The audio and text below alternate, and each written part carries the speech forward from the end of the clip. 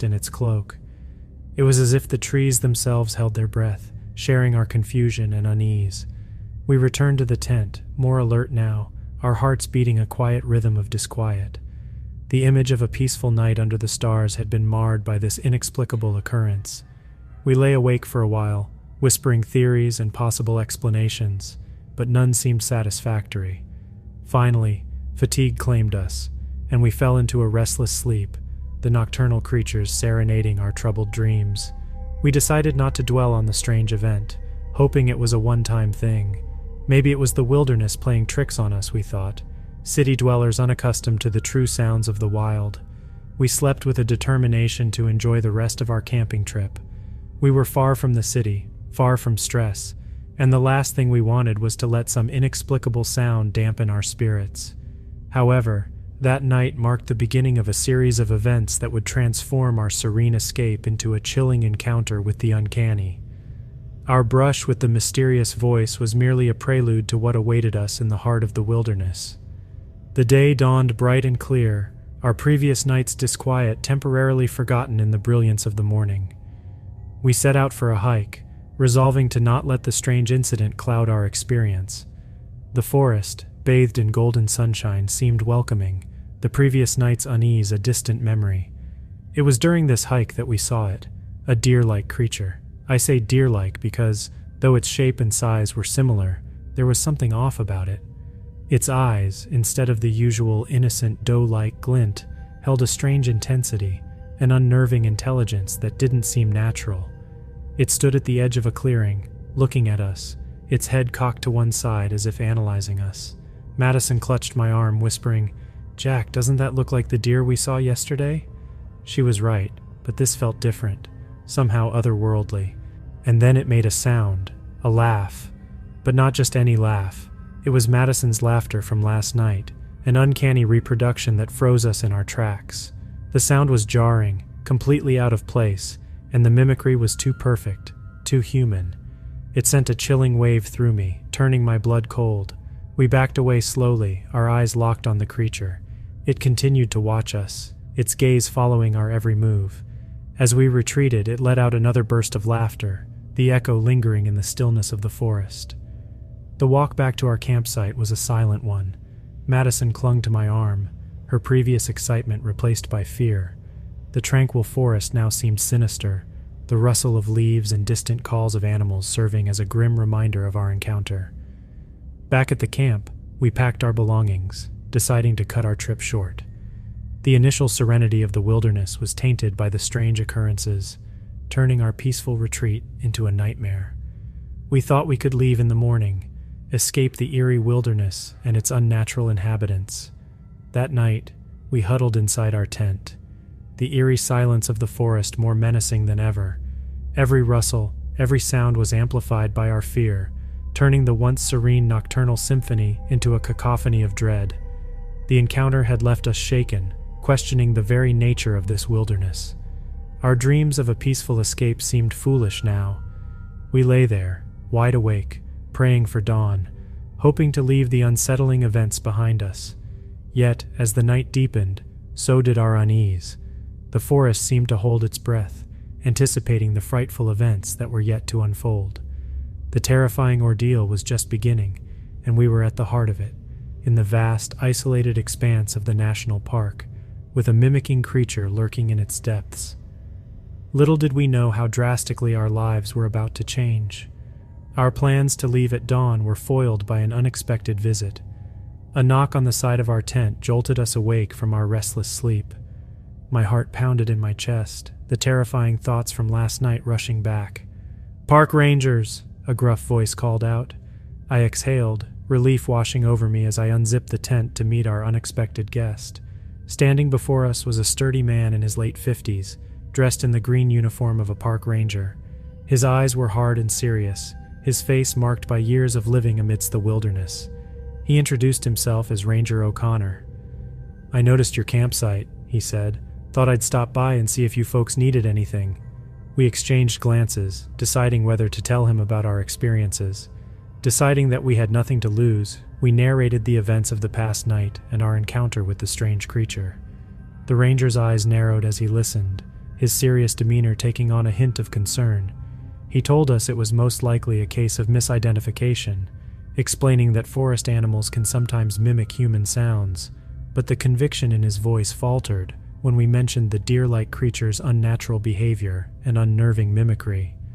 His eyes held a flicker of recognition, a silent acknowledgement that suggested he knew more than he was letting on.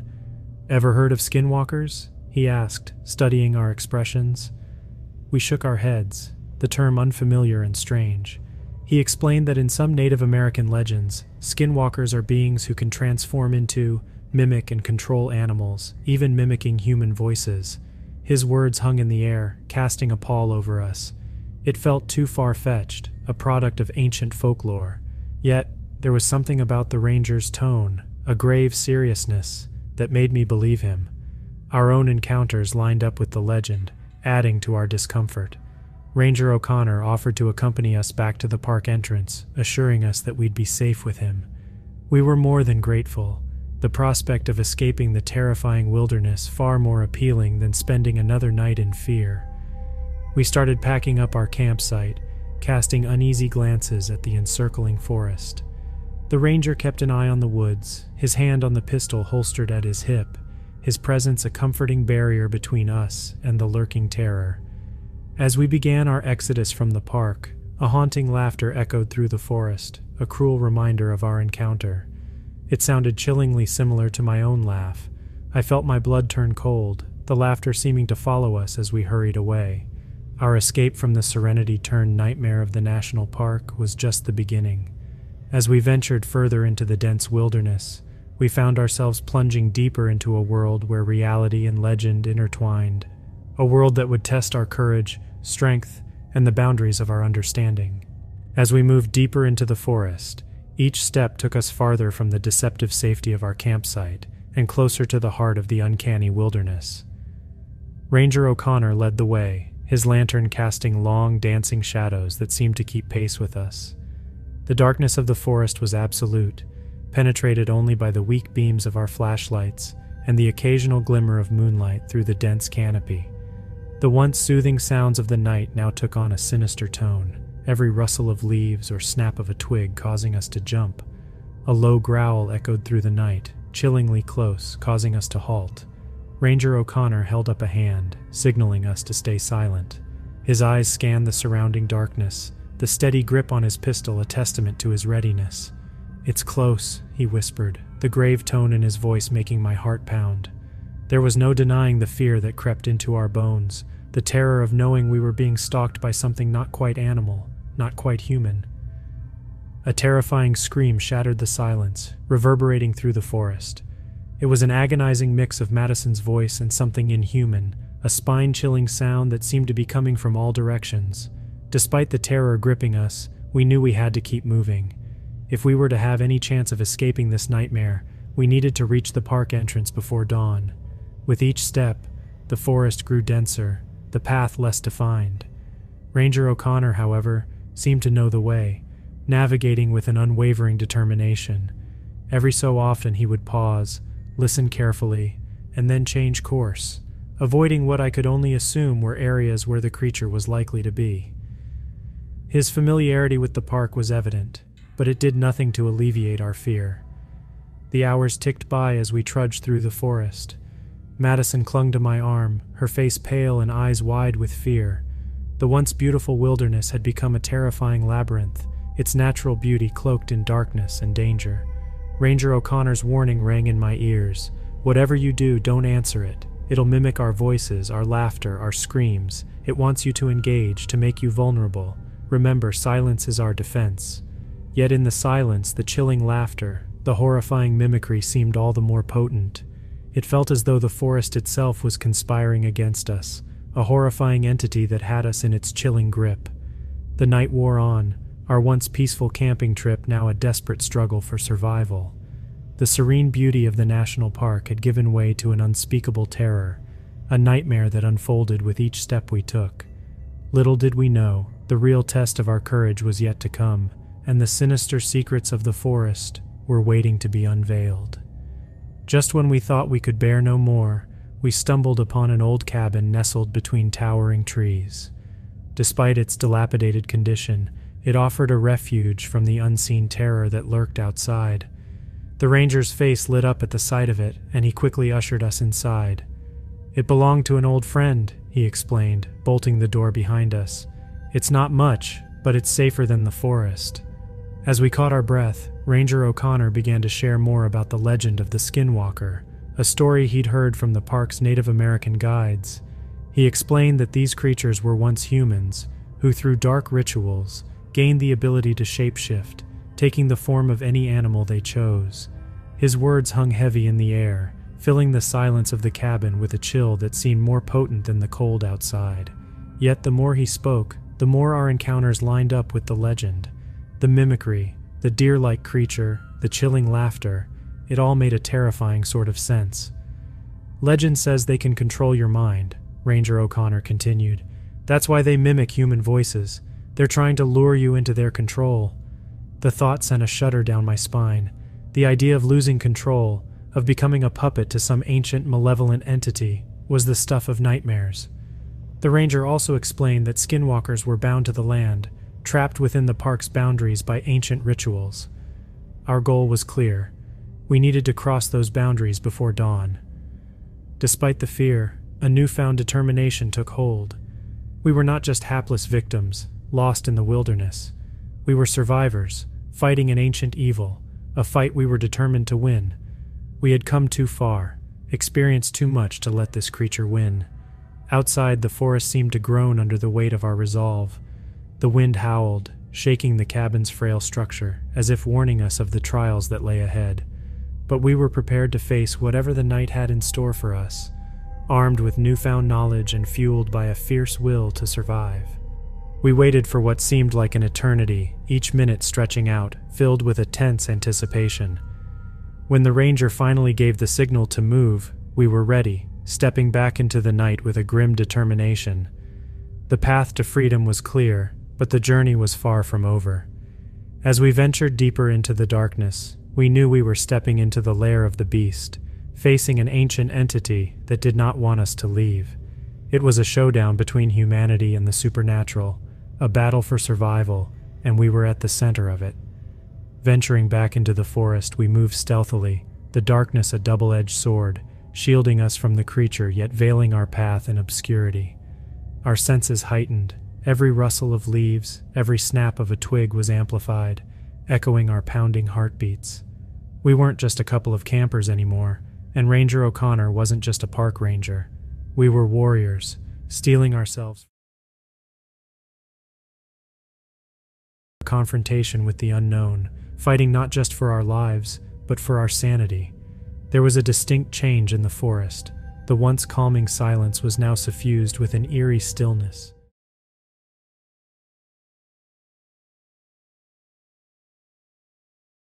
An ominous quiet that seemed to warn of an impending storm.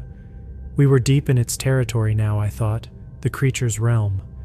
Suddenly, a chilling scream rent the silence, echoing through the trees. It was Madison's scream, or rather, an unsettling imitation of it. It came from our right, drawing our attention to the dense underbrush. In that moment, we knew the creature was near.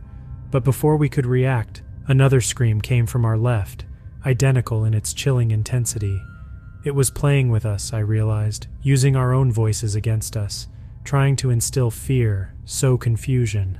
Ranger O'Connor signaled us to form a triangle, our backs to each other, flashlights illuminating the immediate vicinity. The plan was clear. We were to keep our focus outward, protect each other, not let the creature catch us off guard. The screams continued, growing louder, closer. It was as if the forest was alive, pulsating with the horrifying sounds, the mimicry reaching a terrifying crescendo. Then, breaking through the brush, the deer-like creature appeared, its eerily human eyes gleaming in the harsh beam of our flashlights.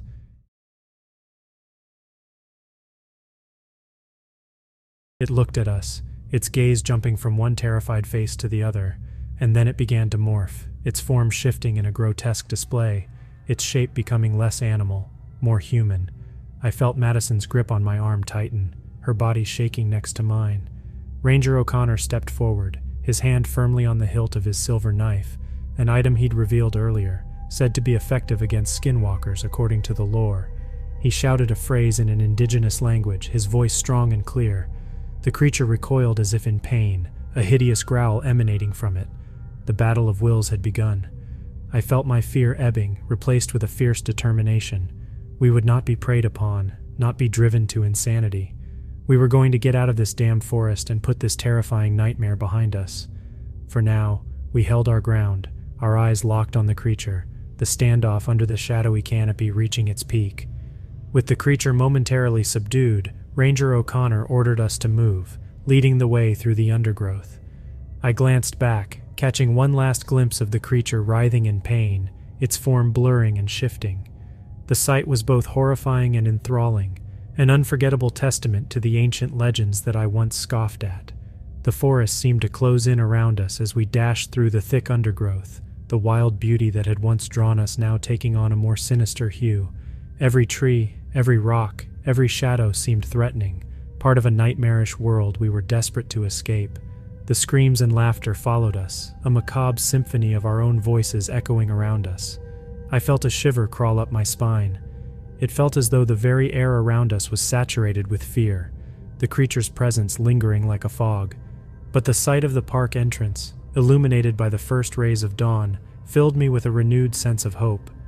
The boundary that Ranger O'Connor spoke of was in sight, a mere 100 yards away. The thought of leaving this nightmare behind propelled me forward, pushing the exhaustion to the back of my mind. Just when I thought we had made it, an agonizing scream cut through the morning calm. I turned around to see Madison frozen in place, her eyes wide with terror, staring at something behind me. My heart pounded in my chest as I followed her gaze, dreading the sight that awaited me. The creature had re-emerged from the forest, its form more grotesque and terrifying than before. It was a horrifying blend of man and beast, its once deer-like form now tainted with an abhorrent mockery of human features. Its eyes, filled with a chilling malice, were locked onto us, and it was closing in fast. Summoning the last bit of my energy, I grabbed Madison's hand and we ran, pushing ourselves towards the park entrance. Ranger O'Connor was right behind us, his silver knife at the ready, his face set in a determined grimace. The boundary was just a few feet away when the creature let out a roar so powerful it seemed to shake the very ground beneath us. But we didn't stop, didn't look back. We crossed the boundary, stumbling onto the paved road that marked the park's entrance, just as the sun broke through the horizon. I turned back to see Ranger O'Connor standing at the boundary, the creature halted just inches from him. It seemed to be struggling, its form flickering and contorting, as if it was unable to cross the boundary. Ranger O'Connor held his ground, his silver knife gleaming in the morning light. With one last agonizing howl, the creature retreated, disappearing into the dense forest.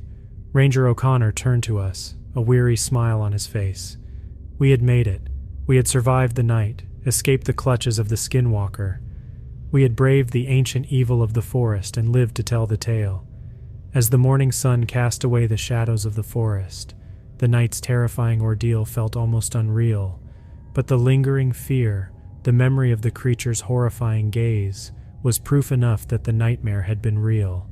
We had delved into the realm of the unknown, faced an ancient supernatural entity, and emerged victorious, forever changed.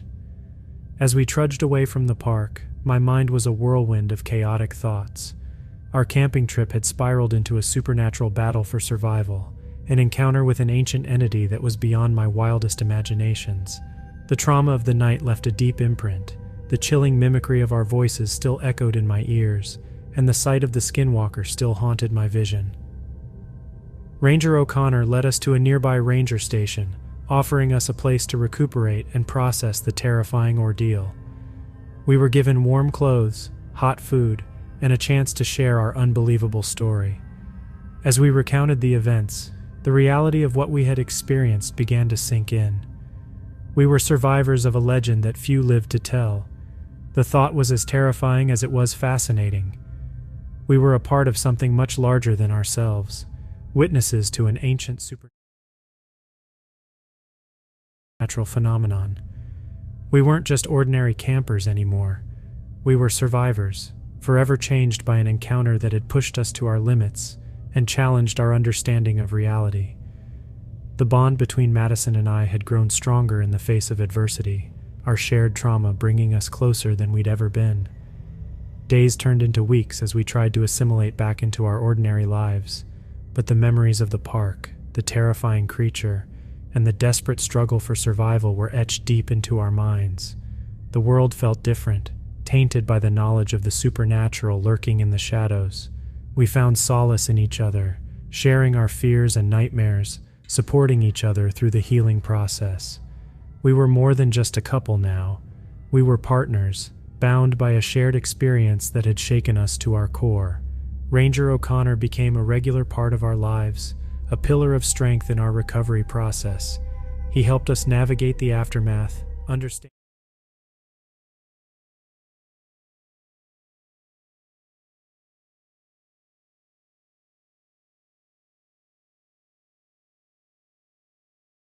the enormity of our experience, and reconcile with our new reality. Despite the terror of the incident, I found a strange sense of empowerment. We had faced a supernatural entity, endured its mind games, and survived. It was a testament to our strength, a proof of our resilience. The thought was liberating, filling me with a newfound appreciation for life and its inherent unpredictability. Life moved on, but the shadow of the incident lingered. We found comfort in the mundane, solace in routine, peace in the small moments of joy. We found a way to transform our trauma into strength, channeling our fear into understanding. As I look back now, the terrifying experience feels like a distant nightmare, yet it continues to shape our lives. We bear the scars, both mental and physical, reminders of the terrifying ordeal.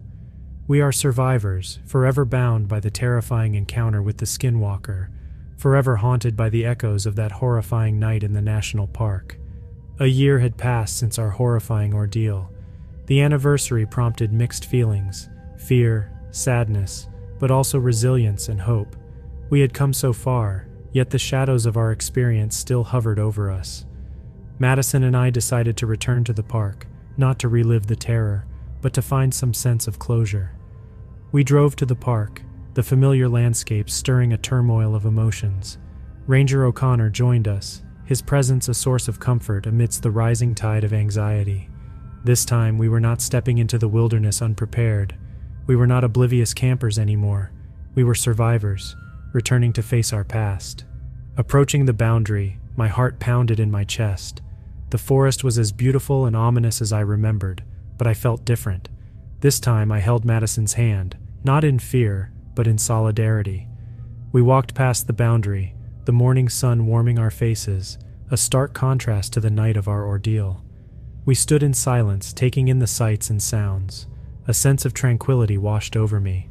This was the same forest, the same beautiful wilderness we had set out to explore a year ago, but it felt different. The forest no longer held the same power over us.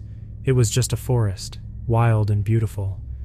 We paid our respects to the lives lost to the Skinwalker, including the park's Native American guides, whose stories had saved us. We held a small ceremony, Ranger O'Connor leading us in a traditional Native American prayer. It was a poignant moment, a tribute to those who had fallen to the ancient entity, a reminder of the thin line between the natural and the supernatural. After the ceremony, we explored the park, visited the spot where we had first set up camp, even dared to walk towards the old cabin. The cabin stood desolate and empty, a reminder of our desperate struggle for survival. But it no longer instilled fear. It was a part of our journey, a piece of our shared history. As we retraced our steps, reliving the events of that night, the terrifying memories began to lose their power over us. They were a part of us, yes, but they no longer defined us. They were reminders of our survival, of our resilience, of our strength. Returning to the park felt like coming full circle. We had faced our fears, stood in the place of our deepest terror, and we had not faltered. The forest, the cabin, even the memory of the creature, it all felt less daunting. We had looked our nightmare in the eye, and we had emerged victorious. That night, we camped under the stars, not far from the park entrance. The forest was eerily silent, just as it had been a year ago. But this time, the silence didn't terrify us. We lay there, under the vast open sky, the past and the present colliding in a moment of tranquility. As we stared into the night, I felt a sense of peace. We had returned to the scene of our nightmare, faced our past, and found closure. We had taken back control, rewriting the narrative of our experience. We were no longer victims of the skinwalker. We were survivors, forever changed, but ultimately stronger. In the quiet solitude of our campsite, under a blanket of countless stars, I reflected on the journey Madison and I had undertaken. From the innocuous beginning of a camping trip to the terrifying encounter with the supernatural, we had traveled a path that was as horrifying as it was enlightening. Ranger O'Connor was with us, sitting quietly by the campfire, lost in his own thoughts. I couldn't help but feel a deep sense of gratitude for him. His wisdom, his strength, and his unwavering bravery had been our beacon in the darkest of times. The morning sun painted the sky with hues of pink and gold, casting long shadows across the wilderness. It was a new day, a new beginning. As we packed up our camping gear, preparing to leave the park once again, I felt a strange sense of contentment. This time, we were not escaping a nightmare. We were walking away having faced our past, having made peace with our terrifying experience. We were leaving stronger, more resilient, with a newfound appreciation for life and its strange, unpredictable twists. Driving away from the park, the forest shrinking in the rearview mirror, I realized the profound transformation we had undergone. We had not just survived a supernatural entity, we had survived our own fears, our own insecurities. We had faced the darkest corners of our minds, and we had emerged victorious. As the miles grew between us and the park, I thought about the skinwalker. The ancient entity, the embodiment of fear and malice, was a part of our story. It had chased us, haunted us, tried to break us, but in doing so, it had also shown us our strength, our resilience, our capacity to love and protect each other. Life carried on. We returned to our jobs, our routines, our normal life.